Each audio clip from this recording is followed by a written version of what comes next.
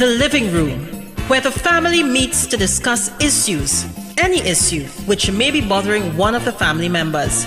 That's what we do each and every Tuesday from 7 to 8 p.m. on WAC 90.1 FM with Ricardo Mitchell and DJ Aaron 868.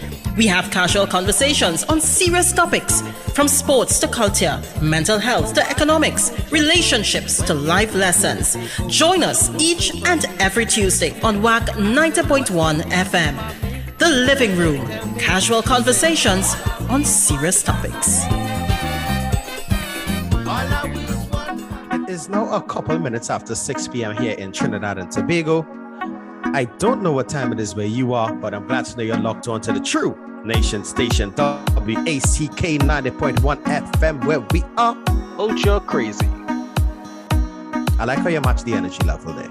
Yeah, I realize, you come in hot and sweaty, and I just come in like just too chill sometimes. So yeah, right there with you. So, as they come in chill, let me chill the way that we always chill at the start of our programs, right? Must give thanks and praises to the Almighty for granting us the gift of life and seeing another day. No matter what time of day it is, you must always give thanks. Secondly, must say thank you to those that went before us, and not just the ancestors. We are talking about our brother in music, that's Tony Prescott, and the P this week stands for permission slip. Afraid to ask. No, well, the fellas lie in this evening. And when the fellas come out, some minutes have to be checking the phone every 2 minutes to update the permission slip now. Oh, to get a passport stamp. Correct is right, which is also another P. In fact, passport stamp have 3 Ps. Permission slip only have 2. Right. If you don't know the program you're listening to, you have probably been under a rock. This is The Living Room with yours truly, DJ Aaron 868. I'm always great and I am never late. Alongside my bro without a fro, Ricardo Mitchell, the social stage on the local stage. And look like Brownie making a little cameo this evening, man. I don't know. Brownie does always wait for Tuesdays when this program is on to start a back. We will be talking for half hour before and an hour after. And no Brownie. No Brownie. As soon as Brownie see that red light come on saying recording, Brownie coming out. I don't know, boy. This week, as we always do, we have to hang our hat and wipe our feet, right? And I have to hang my hat this week. Yeah, correct is right. So I'm very proud of this little human, right? A 7-year-old who hails from Marabella, Miss Janae Thompson, the author of the Diva Dolly activity book. I'll say that again. A 7-year-old author from Marabella. I am so proud of her. Yeah, me too, man. Yeah. Me too. Yeah.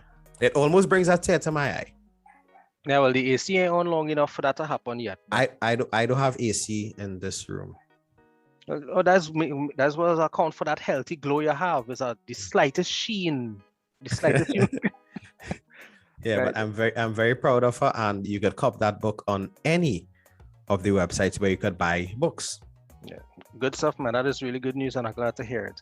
Actually, I hang in my hat too, So I think it's Naps Boys. They have a fundraising brunch, and Holy Faith Convent Penal doing a brunch as well too. So I guess if you guys are interested in supporting some southern schools, go and check out the pages, the sites, or contact somebody who went to one of the schools and see how you could support. How are you wiping your feet? Because I have a wiper. Let me wipe my feet quickly because I feel this action this evening. Yeah. Trinidad and Tobago citizens, hear what is going on. You take my line, but go ahead.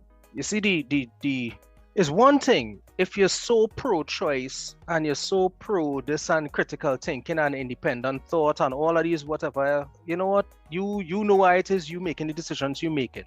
But when you're deliberately going out of your way to engage in fraud, to perpetuate and to accommodate your decision, well, then you have to ask yourself, are you making the right decision? Are you really going to shell out up to $800 to get a piece 15. of cardboard? People paying that? What? I know men paying 8. I hear about 8. I hear about 8 close enough that if I blink too hard, a lash go fall on them. That'll tell you. This is no hearsay. This is one hearsay. But people paying 3 and 4 figures apparently for documentation for something that you could do for free. So if you think you're doing the right thing by not taking it, well then do the right thing the whole way now. Do the right thing the whole way. Anyway. You know, if we could, you know how you do flashbacks? I think a couple of weeks ago, I wiped my feet on the same issue. Really quickly. And for me wiping my feet this week, guys, if you know you're sick, stay home. Stay home. Stay to hell home. I could say that. Well, we can find out. All right. Let me get on to what we're supposed to be doing before Kenny cuts off the program tonight. Tonight, as we continue our mental health series, we are joined by South Trinidad royalty. Some right? big shots. Yeah. So let's get the formalities out the way because they are in the mezzanine already. Let's get it in. Kevin Williams, better known as Chef, performs multiple roles from being a director of an ICT startup company to a professional who partners with several NGOs and other civil organizations to cultivate the natural, social, economic, and human resources in Labrie. Upon graduating with a BSc in Computer Information Systems and an associate degree in Business Management, Chef proceeded to lead an impressive career in the oil and gas industry, where he ascended through the ranks from trainee to technician to finally supervisor. He serves as a trustee and the treasurer of the Labrie Internationals. Chef brings a position of well-established background in business, information, and communication.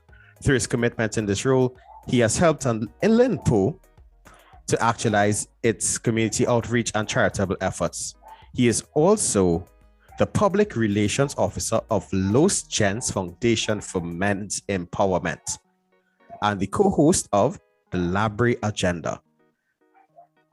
Nice We couldn't find any person. I'm just saying, jail, you're in trouble for bios with that one.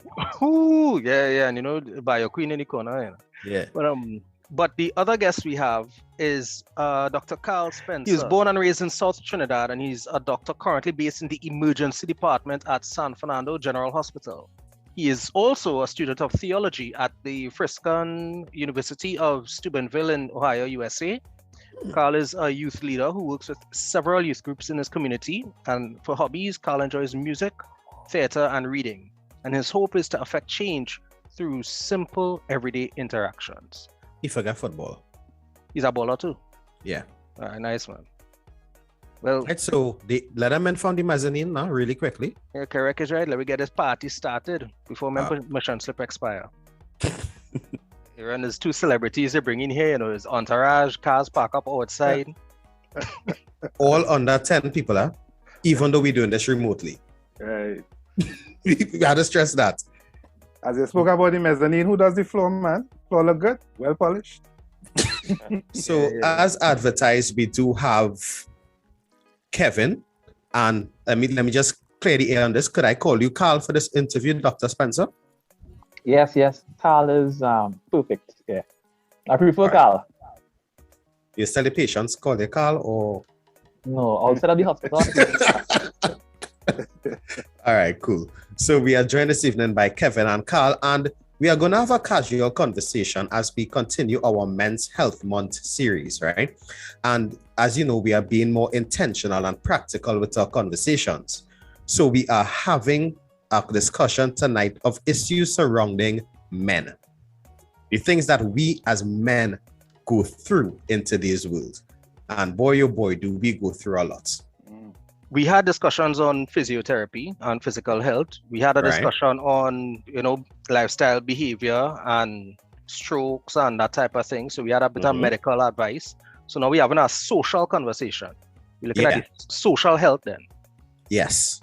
Nice. Well played. And as you know, mental health is a very serious thing which we don't take for granted here in the living room.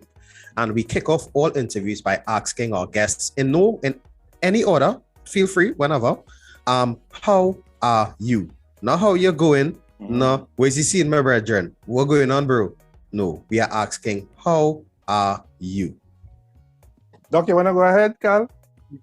Sure.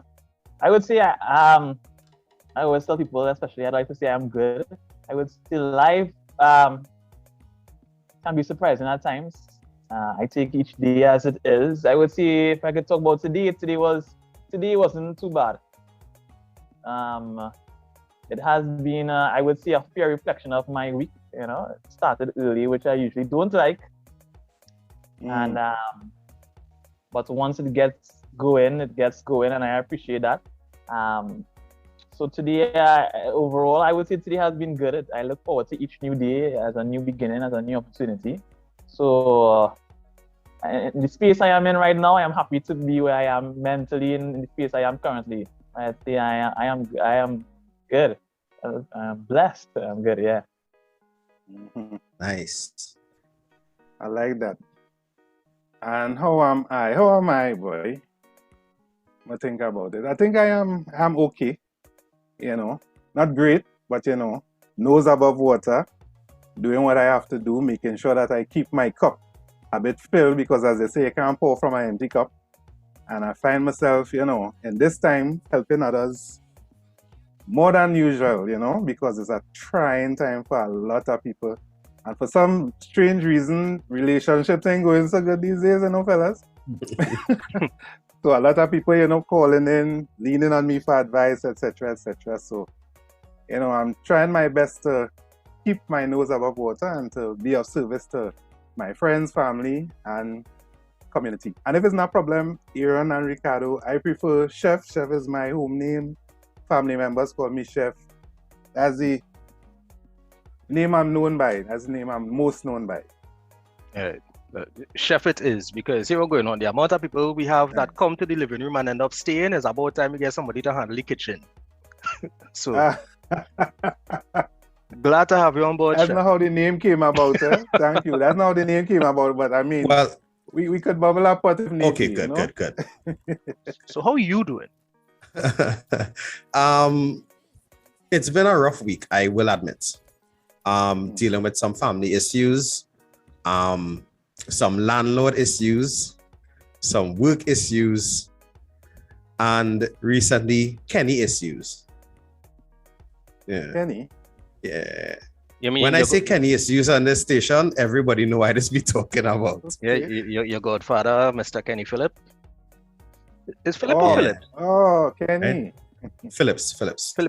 Right. Let me not rub the man any letters. Yeah.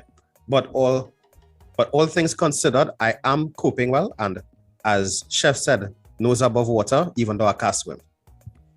And really quickly, Ricardo, how are you doing? I great like coconut and sugar cake, big man. I like get worse. Only we get worse. We get worse. No, well, I mean, all the time it was just great. Now it's great and it's sweet too. God good. Nose above water, one foot in front of the other, and I could relate to having to keep my cup filled. I think it's something that we probably all have in common here, that in some form or fashion we engage socially, and it's a draining thing. You could tell that right now people are really under it. So the fact that I still have even have dregs to pour from the cup, that great, because I've seen people with cup empty, cup break, all kind of things. So yeah. Well said.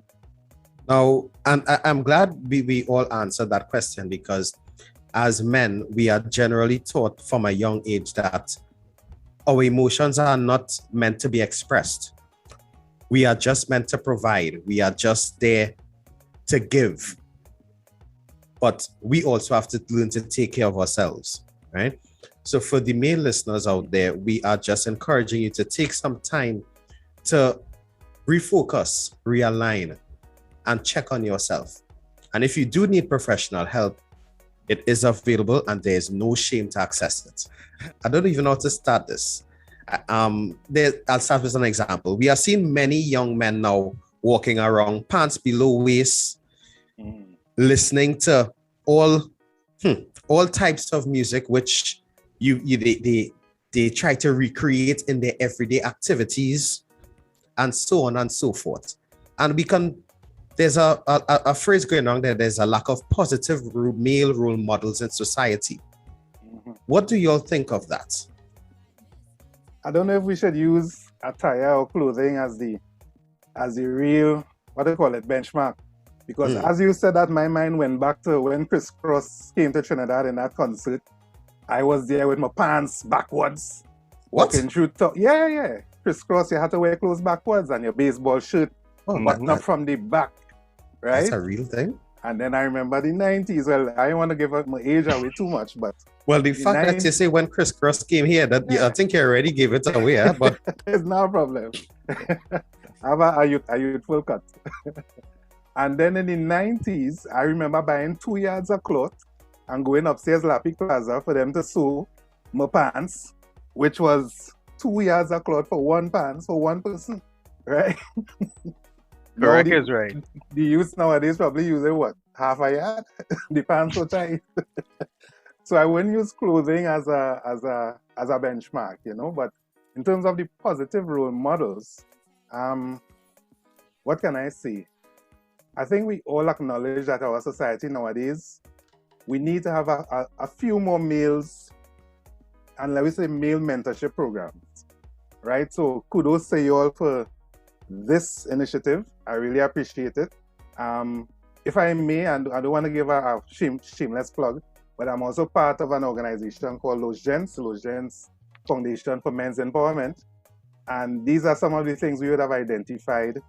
And not that the older heads are lost cause, but we need to focus on the youth and on the next generation, right? We can't bend the tree after it's grown. So I think we're onto something here, and I'll definitely say, whereas we may have a paucity at present, all hope isn't lost. And as we get into the conversation some more, I think we will be able to identify and point out, you know, spaces, places, and people that could really influence the males in our society. Mm-hmm. Yeah, if I could side with Chef on this, I agree. I think that there's a natural tendency for the male to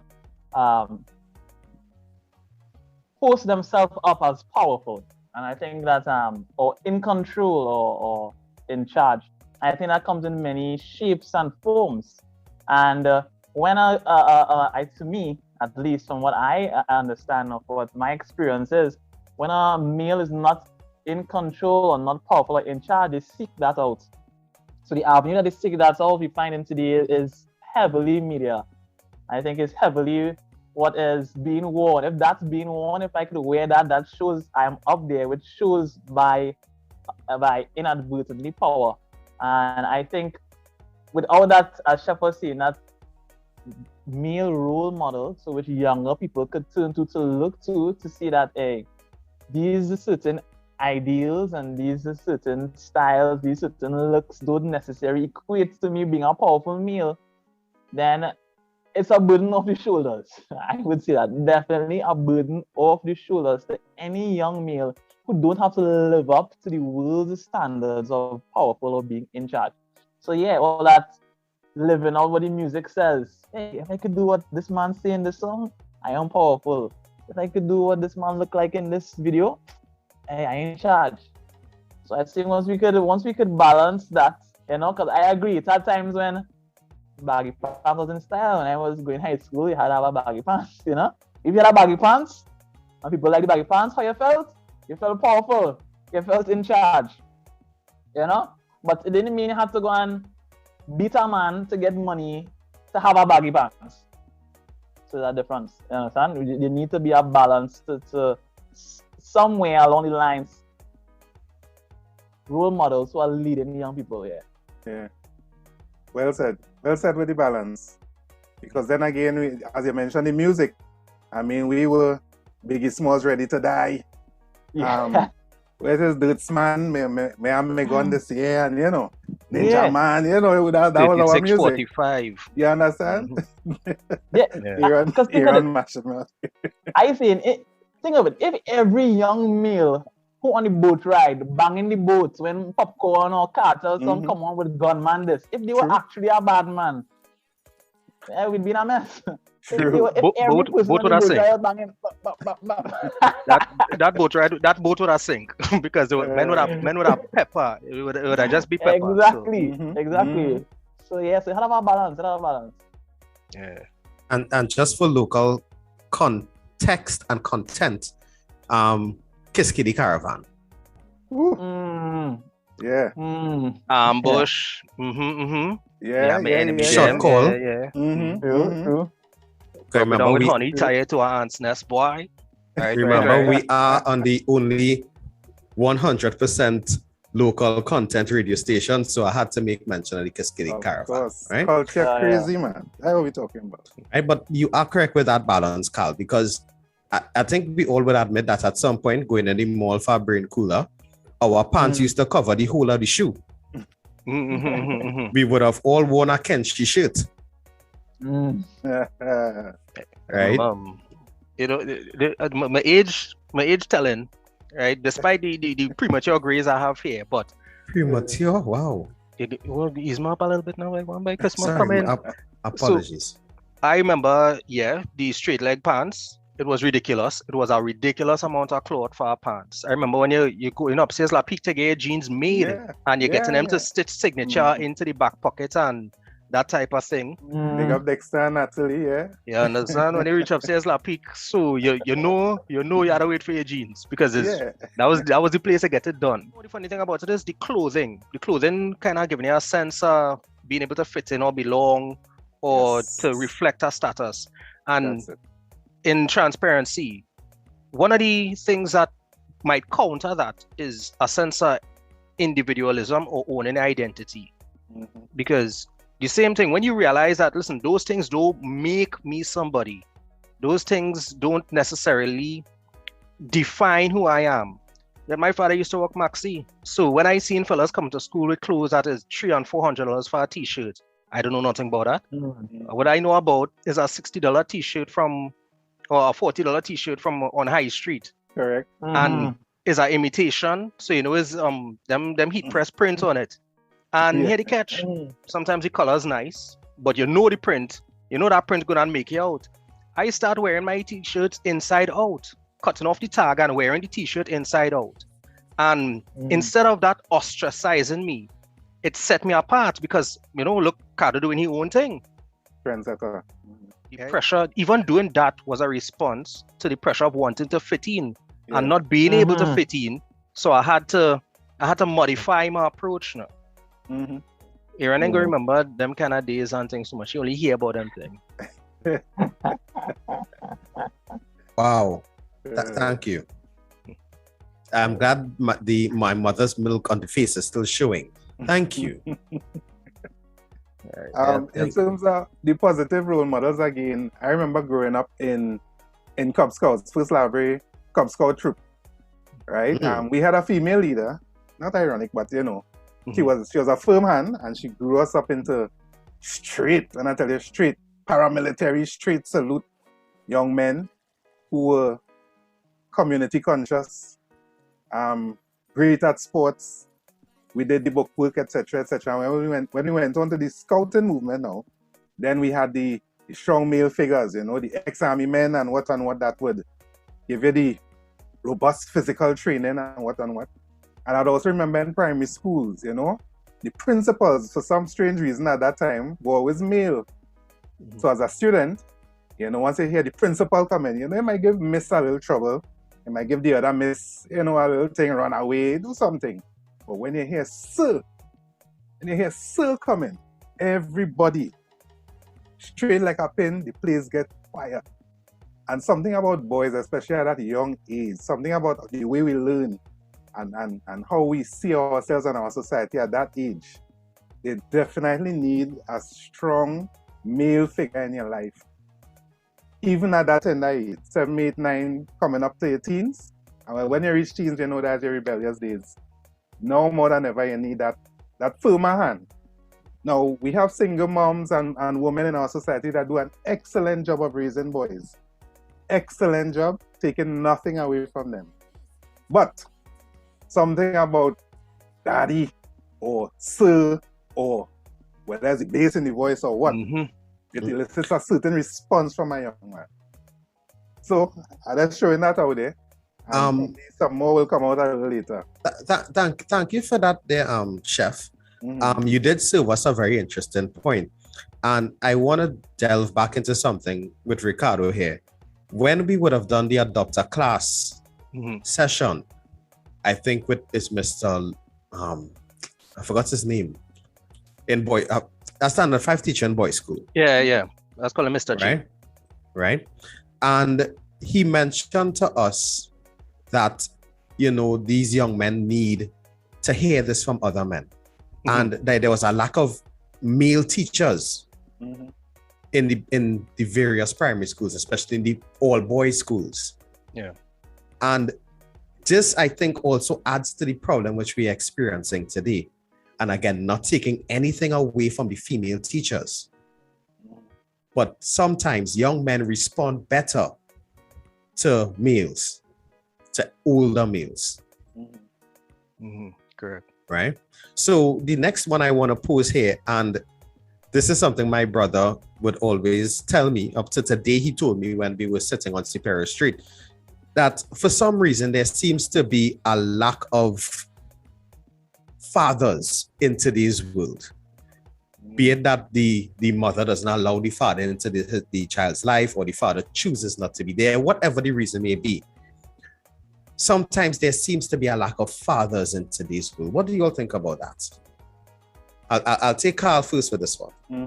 I think my view on fathership, I would say, is not standard across the board. I think of fatherhood a little different. To me, I would say fatherhood is a call given to a man, whether he chooses it or not. It's not a choice of a male to accept.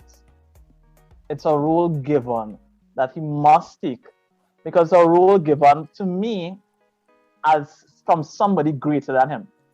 So that many people, they affect, okay, you get a girl pregnant. Hey, I'm not ready for that. What do you mean you're not ready for that? I'm not ready for that, sorry, I can't help you on this. To me, that's not really a conversation that should even be a thought in a male mind. Once the action happens, you do the thing, you have the consequence, then that's your call there.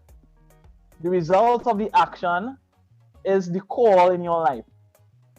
So fatherhood is something that I would say should still be present. I would say in a changing society like today, it seems the norm for single mothers to be like, okay, cool, yeah, it is a norm for the dad to say, hey, you don't do this. Yeah, them men these days, them don't stick around. I done set my mind long time. I know he not gonna stick around. I going to raise this child on my own. I don't know that. So it just seems to be like a standard now. So I think we as males now, we then as older heads set bad examples, not only for younger men, but for younger women as well. So when older men step away from the plate, younger women coming up see that as standard, and then they too don't fight for relationships or fight for fatherhood. They are willing to do motherhood singly, and so the fathers are now more willing, or I won't say more willing, easier to step away. So to me, that's not really. Once the mother is pregnant, you step up to the plate. You accept it. I always say, sorry from a religious standpoint, but God will give you more than He could bear.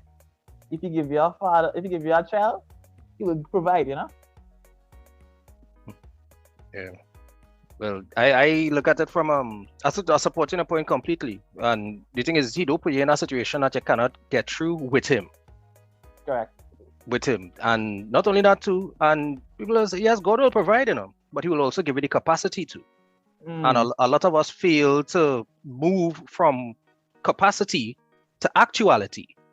So what does end up happening is we have a lot of men positioned for great things out here with all the potential in the world and no impetus to actually carry it to the next level. Because we all know footballers who could have made national, And for whatever reasons, they may not have taken balls seriously. There may have been a system that didn't support it, etc. But the potential was there. You know, people who are youth men who are made good leaders and they never actually step into leadership capacity. They surrender to leadership. They surrender their leadership to somebody else who didn't have their mindset or who didn't have their potential, and then they get themselves in trouble. What I'm saying is the capacity to be a man who could serve his society and his community is something that I think all of us have because of the situations we get put in. True, well said. And hearing Carl talk there, I can't help but think about the modern day female and the whole feminist movement and whatnot. Because, as he rightfully was saying, you find women saying, me need no man. Anything a man could do, I could do. And they sort of diminish the role of the man or the father in the child's life. And then, there are some breakups and some vindictive women that naturally keep the child away from their father, male or female child. Keep them away from the father. But what was happening for me in my daughter's school, for some strange reasons, our all-girls school, and for some strange reason, well, I was with Petrotrin at the time. So after Petrotrin, I had a little, stay-at-home dad period. So that gave me the opportunity to drop them to school and pick them up and whatnot. And in picking them up, I was very amazed and heartened to see a lot of fathers come into the school and picking up their girl children. And I was like, wow, that's stepping up nowadays, boy. That's stepping up. So in my mind, I think something is happening where men are, grabbing that cup. They're not letting that responsibility be taken away from them. Right? We're holding on, we're cherishing our children, and we're taking the fatherhood role seriously. And it's a kind of pips too for a youth man. If it is that, a young man, as Carl was saying, gets a girl pregnant. It's a kind of pips. You mightn't be financially able to mind the child, but as I say, baby doesn't mind. But to know, well, that's my youth, or I have a youth. You might see a young man holding his child with pride that, I am a father. And it's a good feeling. It's a good feeling. But it's a serious role. I really think we need, and I think we all acknowledge that just the mere fact that we are having this conversation proves that we understand how important it is for fathers to be a part of their child's life. You are correct there. And, I want to say a special good night to all the fathers out there. Right? Thank you all for what you all are doing. And again, we're not forgetting the moms, but this episode about the fellas. Right. Right? And just to chime in on this, as Carl rightfully said, it's a role that you have to fulfill. Just how you would pick up the mantle and fill your job description at work, you have to fill the job description at home. And work ends at 4, but fatherhood never ends. It's a 24/8, sorry, let me say it right, a 25/8, 367-day-a-year job. Mm-hmm. It never ends. Wow. And there are lots of men out there who want to be fathers and aunts. Mm-hmm. And there are men out there who are fathers and not picking up the mantle. Mm-hmm. I ask that if you are a father, please pick up that mantle and carry it for the child. Pick up that baton. It easy. The baton ain't that heavy. Mm-hmm. And I don't want to usurp the show, but I need to mention this one. There was a program, it's probably part 2 coming out soon, called Empower, right? Mm-hmm. And with those gents, we were part of that program. And when we came to South Creative Arts Theatre, that session was about fatherhood. So we had a lot of young men there, but it was only for men really. And I remember distinctly Errol Fabian was the host of that particular show. And he asked the gentlemen, all of you who have your fathers in your life, sit down, and all who don't have their fathers, stand up. So of course, the hesitation, that. He said, all right, don't stand up, just put your hand up. Fellas, the pride and whatnot. And then he just went around asking each one of them, okay, so your father isn't in your life. If you had to send a message to your father now, what would you say to him? Or what questions would you ask, or what? Boy? And you know, young men, tuggy, mean mugging, Boy, when these fellas start to open up, and you hear this tug-looking, quote-unquote, tug-looking youth start to say, Daddy, what I do wrong, boy? Daddy, when I go see these raw emotions start to come out and the tears start to flow, ooh, goosebumps right now, because it was like, we're doing something wrong and we have to fix it. These young men, these young thugs need a strong male figure in their life. I just had to throw in that. That, I saw how impactful it was when asked about it. Yeah.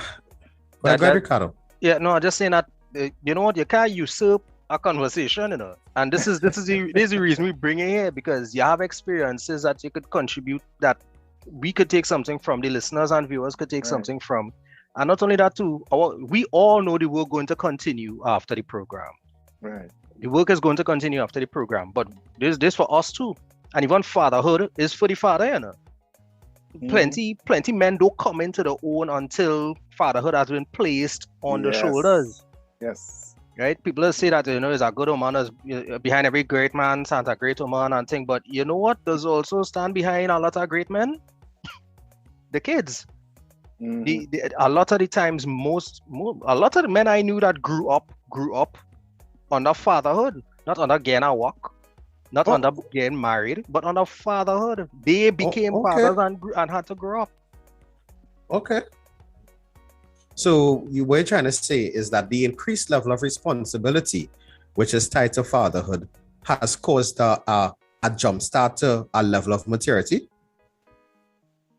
You do a catalyst, yeah. You don't have to put a question mark there, Aaron. True. Interested? True. I mean, Carl, you're looking like you're pondering there. No, not really. I totally agree. The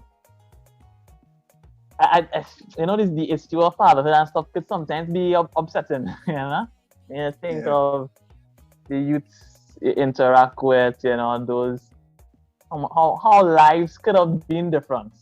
Yeah. If fathers were involved, Yeah. Yeah, I am. You know what? I'm gonna put it out there. Believe it or not, it's not only girl children have daddy issues.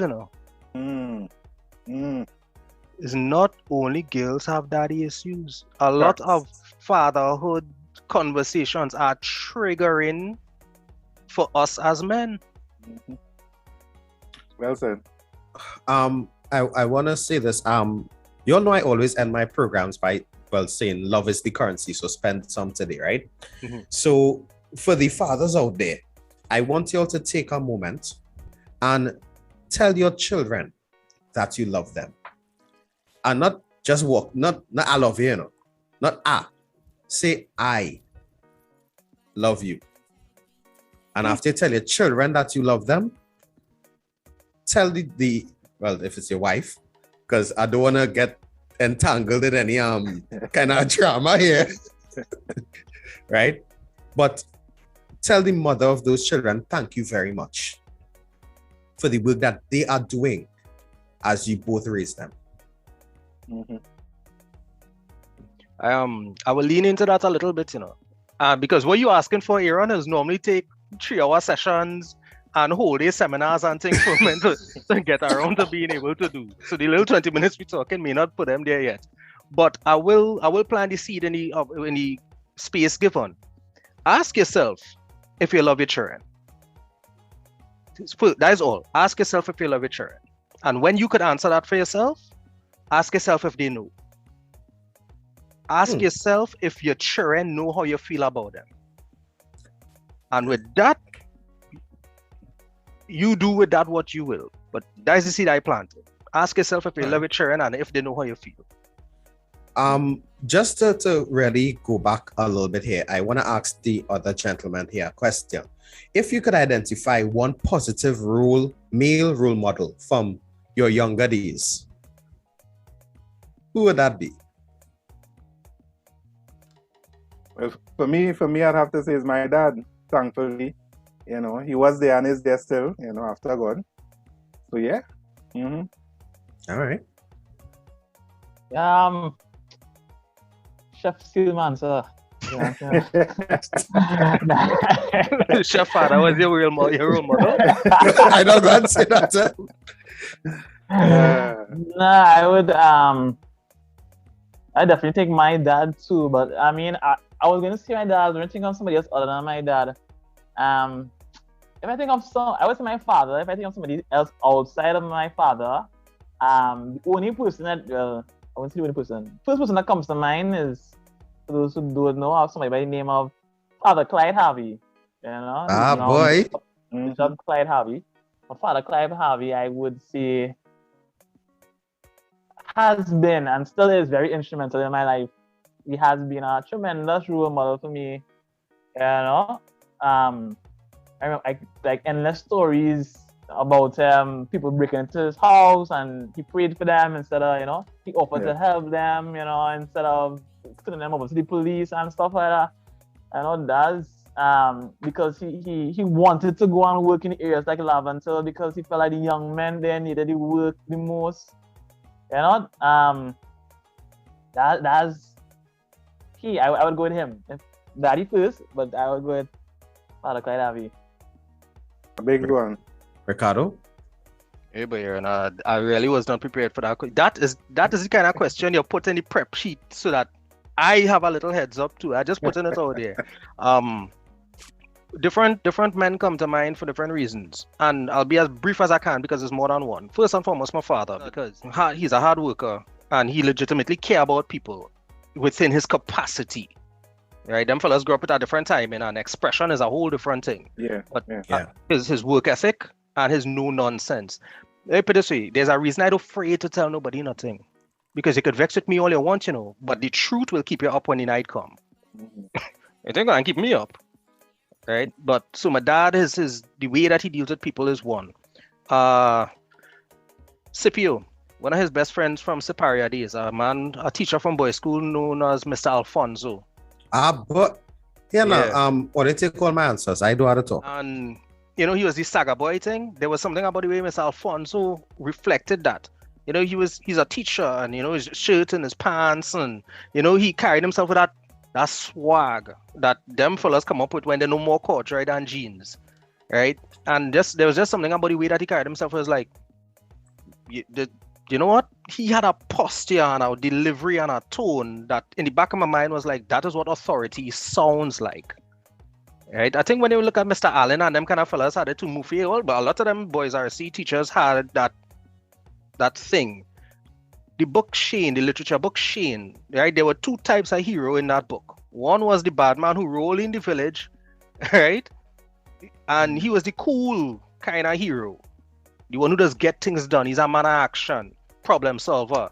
And then there was the father, who was the consistent, deliberate, not as exciting, but definitely more consistent and reliable type of hero. And the idea that, within any man could exist both men, both characters, both types of heroism, that shaped the fact that I didn't have to be any one kind of person or one kind of man to be a good one.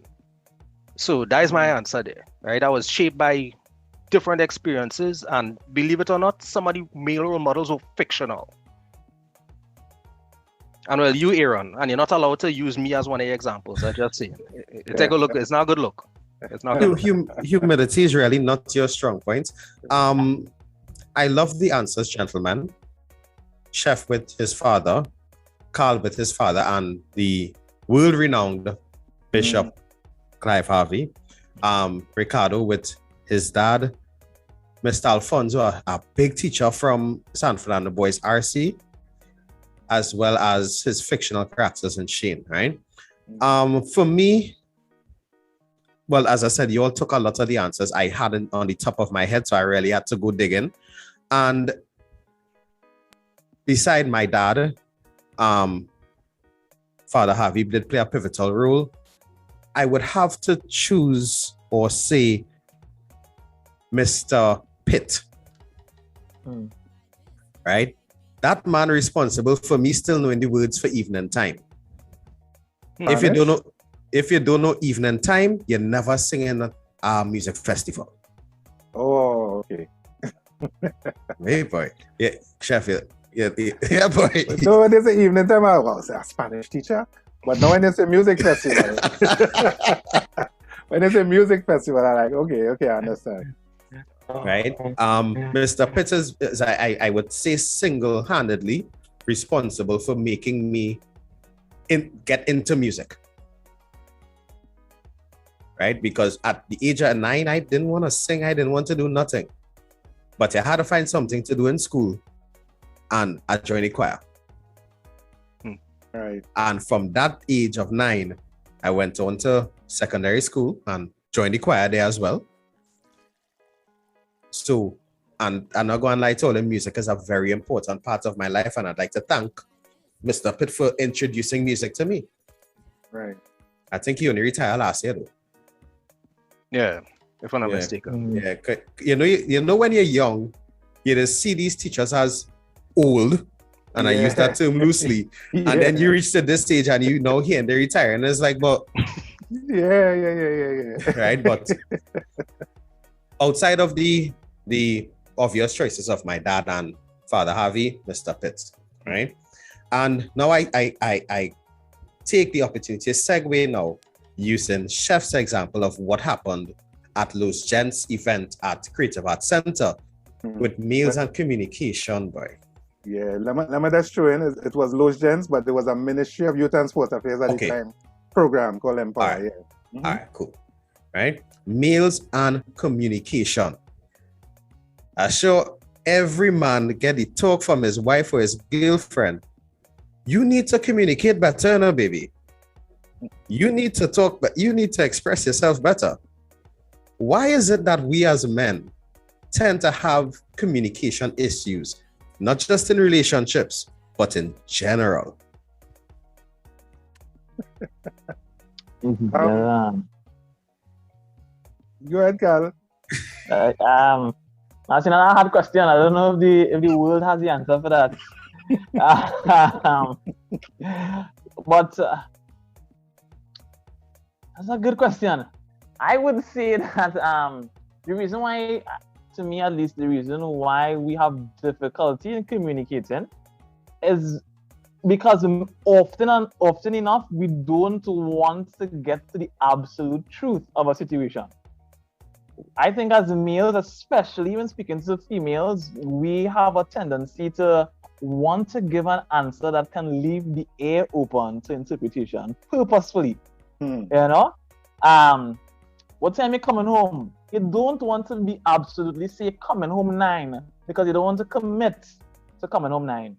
So you'll say, well, you know, the boys is lying man thing, you know, it could be any time. It could be any time. So that in that way we speak already, it opens up ourselves to later on say, but you know, I tell you, the boys is lying late. Yeah, 11 o'clock is normal time sometimes, babes.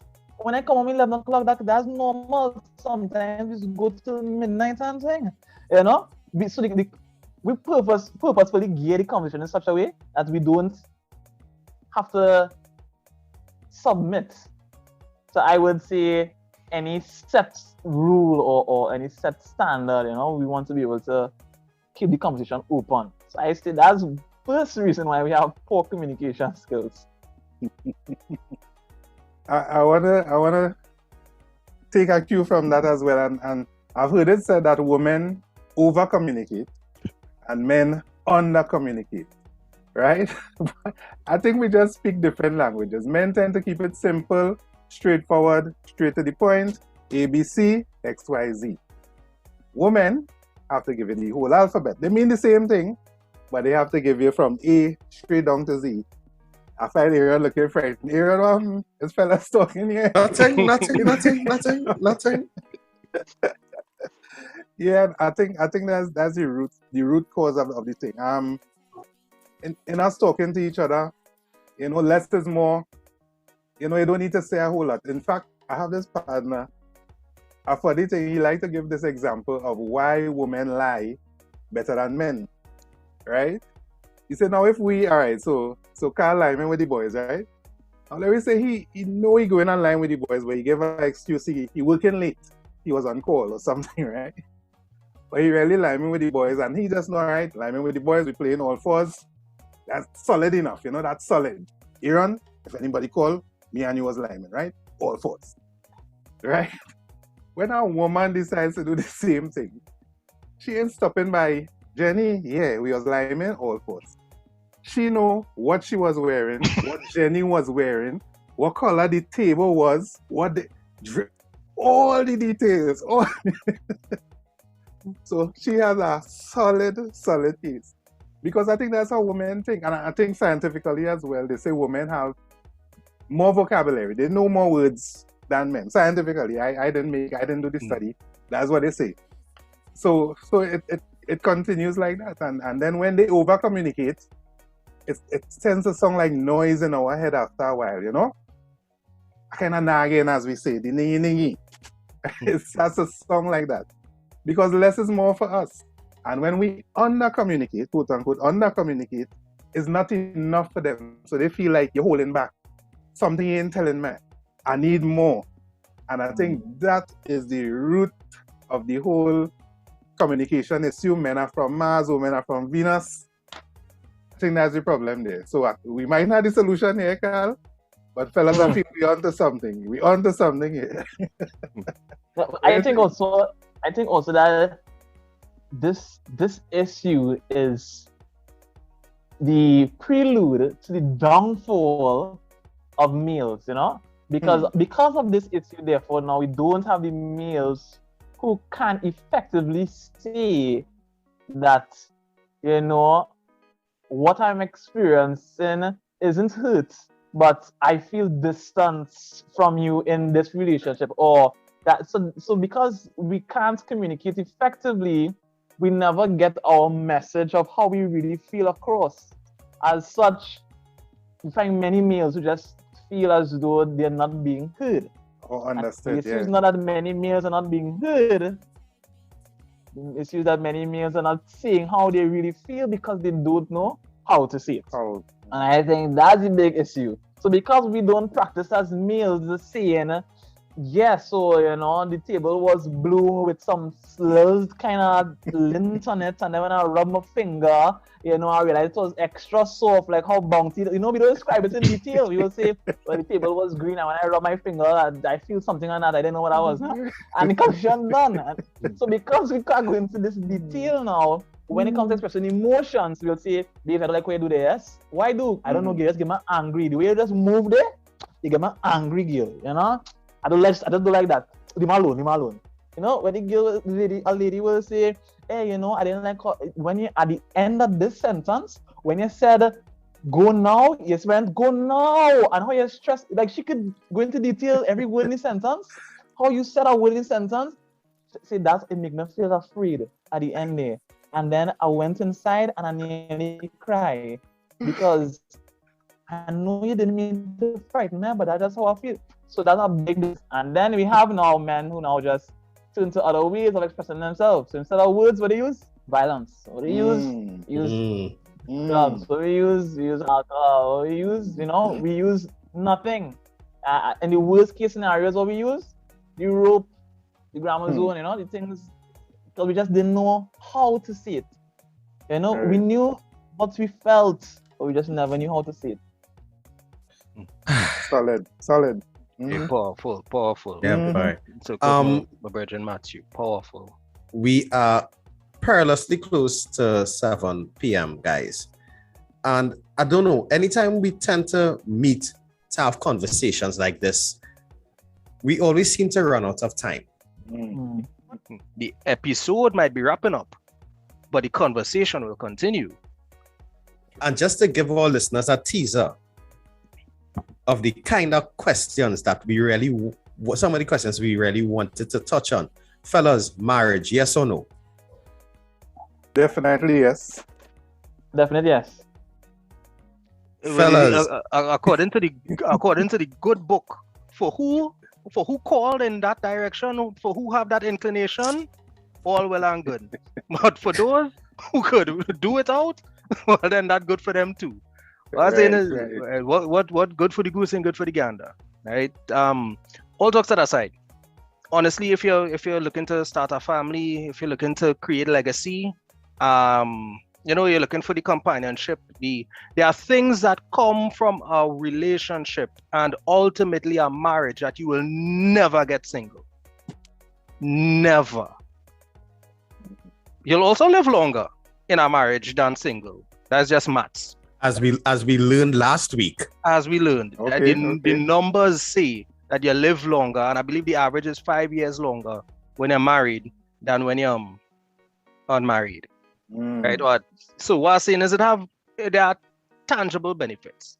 To definitively say yes or no, I am pro. I am all for marriage in its purest form.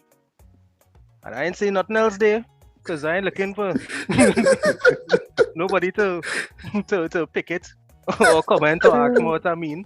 But I'm all for marriage. Screen record. I am all for marriage. I am all for marriage. Right? But if you know you're not looking for that, well then leave the rest of it alone, please. Agreed. Well, Aaron, I know you ready. You ready? You don't have house put on and you have couch. You have money put on couch. You ain't pick yet, you know. From my hearing, you ready. So, gentlemen, I want to say thank you very much for joining us inside tonight's conversation. And as Ricardo so eloquently said, this will be the first of many. Right? So you all could move in upstairs, next to jail and next to Brandon. All right. Right. I think we have about 5 to 8 more bedrooms. Nice. Everybody had their own bedroom, so everybody is properly physically distanced. We had to keep saying that. Right. We will have to continue to adhere to the protocols. Right. So gentlemen, really quickly, anybody you want to say good night to? Yeah, I guess I can say good night to all the men listening. You know, the fact that they stayed throughout the whole conversation is a good sign, it's an excellent sign. It means, you know, even if you're maleness, if that's a word, in terms of how you are with your child, how you are with your wife, how you are with your parents, it's not the way you want it to be. The fact that they stayed is a good sign. Closing remarks, I would say, I think the first step is to, as males, we just need to change our attitude to life.